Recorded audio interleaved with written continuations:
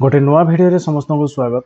यही भिडियो आम OTET exam 2025 किसी हिस्ट्री क्वेश्चन डिस्कसन करवा। तो जो टीचर मैंने स्पेशल ओटीईटी देवाई आशायी अच्छा ये भिडियो बहुत हेल्पफुल हम। तो किसी आम सिलेक्टिव क्वेश्चन देखा और तार आंसर कौन हम डिस्कसन करवा। तो क्वेश्चन नंबर 1 हूँ गणतंत्र हूँ लोक द्वारा लोक उद्दिष्ट उद्दिष्ट शासन यह किए कही अब्राहम लिंकन ना सिली ना जवाहरलाल नेहरू ना जॉर्ज वाशिंगटन। तेबे यही कथाटी कही व्यक्ति होती अब्राहम लिंकन। ऑप्शन ए हो राइट आंसर। यापर 2 नंबर भारत में मतदान करिवार सर्वनिम्न बयस केते 21 ना 20 ना 19 ना 18। भोट देव भोट मतदान करवा जोटा कि 18 वर्ष। Option D right answer. यापर 3 नंबर ड्राइविंग लाइसेंस प्राप्ति निमंते सर्वनिम्न बयस केते 20 वर्ष ना 21 वर्ष ना 18 वर्ष ना 15 वर्ष।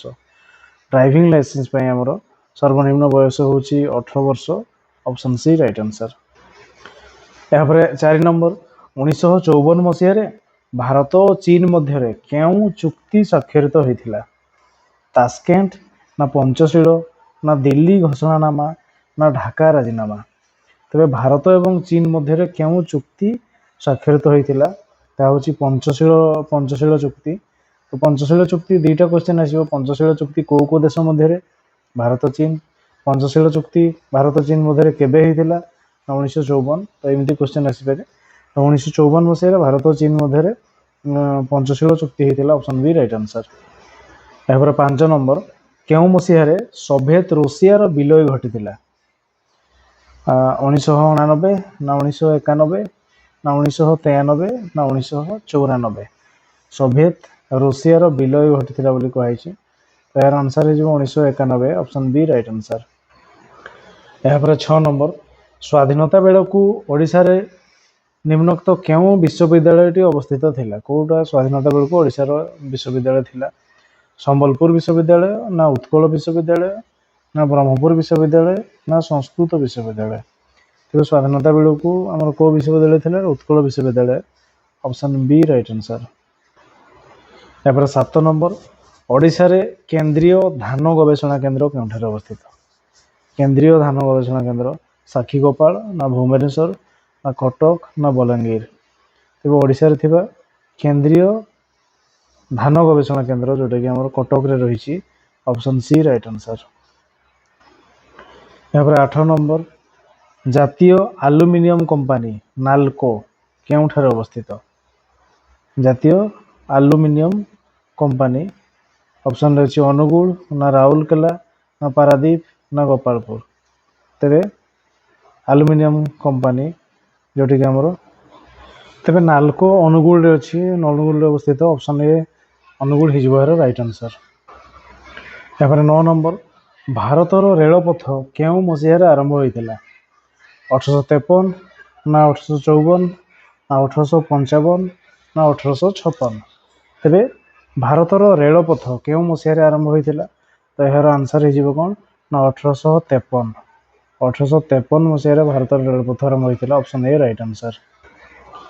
10 नंबर माड्रास रो तेलुगु भाषाभाषी अंचल को नहीं क्यों राज्य गठन करा माड्रास रो तमिलनाडु ना कर्नाटक ना आंध्र प्रदेश ना केरल।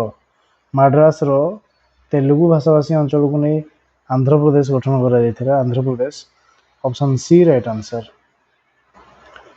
11 नंबर किए उत्कल दीपिकार संपादक थिले गौरीशंकर राय ना नीलमणि विद्यारत्न ना फकीरमोहन सेनापति ना राधानाथ राय। तेरे उत्कल दीपिकार संपादक किए थिले। तो यार आंसर हो कि ना Gourishankar Ray. Option A right answer. तेरे गौरीशंकर राय जी कि उत्कल दीपिका संपादक थिले। Option A right answer. 12 number Utkal Sammilani प्रथम अधिवेशन केउठारे अनुष्ठित होता। ऑप्शन रही बालेश्वर ना कटक ना पुरी ना गंजाम। उत्कल सम्मिलनी प्रथम अधिवेशन कौटी आरंभ होता तो कटक ठारे आरंभ होता। ऑप्शन बी हो राइट आंसर। यापर 13 फील्ड डफ कमिटी केबे गठन होता 1919 ନା 1921 ନା 1924 ନା 1928? ଫିଲ୍ଡ ଅଫ୍ କମିଟି କେବେ ନା 1924 ମସିହା। 1924 ଅପସନ୍ ସି ରାଇଟ୍ ଆନ୍ସର। ଏପରେ 14 ନମ୍ବର, ସ୍ୱତନ୍ତ୍ର ଓଡ଼ିଶାର ପ୍ରଥମ ରାଜ୍ୟପାଳ କିଏ ଥିଲେ?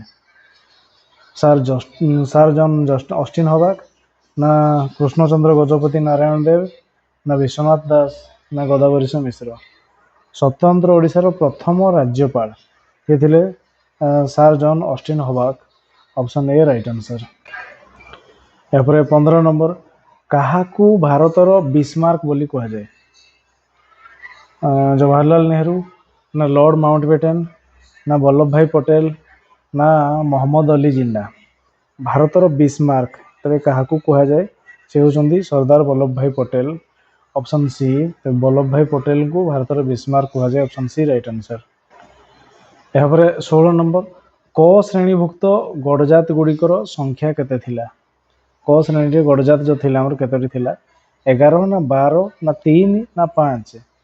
ତେବେ ଏହାର ଆନ୍ସର ହେଇଯିବ 5ଟି କ ଶ୍ରେଣୀଭୁକ୍ତ ଗଡ଼ଜାତ ରାଜ୍ୟ ଥିଲା ଆମର ଓଡ଼ିଶାର। ଗଡ଼ଜାତ ରାଜ୍ୟ 5ଟି, ଅପସନ୍ ଡି ରାଇଟ୍ ଆନ୍ସର। ଏହାପରେ 17, 1947 ମସିହା ପରେ ଗୋଆରେ କେଉଁମାନେ ଶାସନ କରୁଥିଲେ? ଫରାସୀ ନା ପର୍ତ୍ତୁଗୀଜ ନା ଇଂରେଜ ନା ସ୍ପେନୀୟ? 1947 ମସିହା ପରେ ଗୋଆରେ ଥିବା ଶାସକମାନେ କିଏ ଥିଲେ? ନା ସେମାନେ ଥିଲେ ପର୍ତ୍ତୁଗୀଜ ମାନେ, Portuguese, option B right answer. 18, କେବେ ଯୋଜନା ଆୟୋଗ ଗଠନ କରାଯାଇଥିଲା? 1947 ନା 1948 ନା 1949 ନା 1950? ଯୋଜନା ଆୟୋଗ କେବେ ଗଠନ କରାଯାଇଥିଲା? ତ ଏହାର ଆନ୍ସର ହେଇଯିବ କ'ଣ ନା 1950 ମସିହାରେ ଯୋଜନା ଆୟୋଗ ଗଠନ କରାଯାଇଥିଲା, ଅପସନ୍ ଡି ରାଇଟ୍ ଆନ୍ସର। ଏହାପରେ 19, ପରମାଣୁ ଶକ୍ତି ଆୟୋଗର ପ୍ରଥମ ଅଧ୍ୟକ୍ଷ କିଏ ଥିଲେ? ପରମାଣୁ ଶକ୍ତି ଆୟୋଗ ଜବାହରଲାଲ ନେହେରୁ, ନା ହୋମି ଜାହାଙ୍ଗୀର ଭାବା, ନା ଅବଦୁଲ କାଲାମ, ନା ବିକ୍ରମ ସାରାଭାଇ?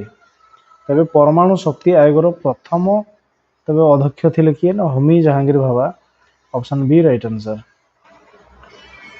20 ନମ୍ବର, ଅଙ୍ଗନବାଡ଼ି କେନ୍ଦ୍ର କହିଲେ କ'ଣ ବୁଝ?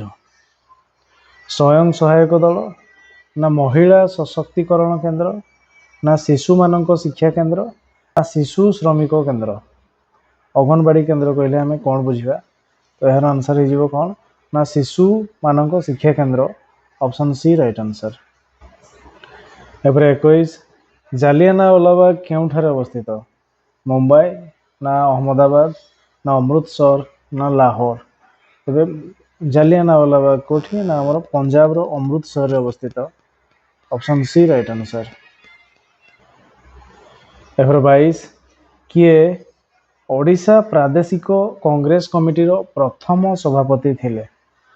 ଓଡ଼ିଶା ପ୍ରାଦେଶିକ କଂଗ୍ରେସ କମିଟିର ପ୍ରଥମ ସଭାପତି ହରେକୃଷ୍ଣ ମହତାବ, ନା ଗୋପବନ୍ଧୁ ଦାସ, ନା ଗୋପବନ୍ଧୁ ଚୌଧୁରୀ, ନା ଭାଗୀରଥୀ ମହାପାତ୍ର? ଓଡ଼ିଶା ପ୍ରାଦେଶିକ କଂଗ୍ରେସ କମିଟିର ପ୍ରଥମ ସଭାପତି ହେଉଛନ୍ତି କିଏ? ନା ସେ ଥିଲେ Gopabandhu Das, option B right answer. ଏହାପରେ 23, ଜାତୀୟ କଂଗ୍ରେସର ମାଡ୍ରାସ ଅଧିବେଶନରେ ସାଇମନ କମିଶନକୁ ବର୍ଜନ କରିବା ପାଇଁ କାହିଁକି ସ୍ଥିର କରାଗଲା? ତେବେ ସାଇମନ କମିଶନକୁ ବର୍ଜନ କରିବା ପାଇଁ ମାଡ୍ରାସ କମିଟିରେ କେଉଁଥିପାଇଁ ସ୍ଥିର କରାଗଲା? ନା ଏଥିରେ ଥିବା 7 ଜଣ ସଦସ୍ୟଙ୍କ ମଧ୍ୟରେ ମାତ୍ର ଭାରତୀୟ ଥିଲେ, ନା ଏଥିରେ 7 ଜଣ ସଦସ୍ୟଙ୍କ ମଧ୍ୟରେ ମାତ୍ର 2 ଜଣ ଭାରତୀୟ ଥିଲେ, ନା ଏଥିରେ ଥିବା 6 ଜଣ ସଦସ୍ୟଙ୍କ ମଧ୍ୟରେ କେହି ଭାରତୀୟ ନଥିଲେ, ନା ଏଥିରେ ଥିବା 7 ଜଣ ସଦସ୍ୟଙ୍କ ମଧ୍ୟରେ କେହି ଭାରତୀୟ ନଥିଲେ? ତେବେ ଏହାର ଆନ୍ସର ହେଇଯିବ କ'ଣ ନା ମାଡ୍ରାସ ଅଧିବେଶନରେ ସାଇମନ କମିଶନକୁ ବର୍ଜନ କରାଯିବା ପାଇଁ ସ୍ଥିର କରାଗଲା କେଉଁଥିପାଇଁ? ନା ଏଥିରେ ଥିବା 7 ଜଣ ସଦସ୍ୟ ମଧ୍ୟରେ କେହି ବି ଭାରତୀୟ ନଥିଲେ, ତେଣୁ ଅପସନ୍ ଡି ହେଇଯିବ ଏହାର ରାଇଟ୍ ଆନ୍ସର।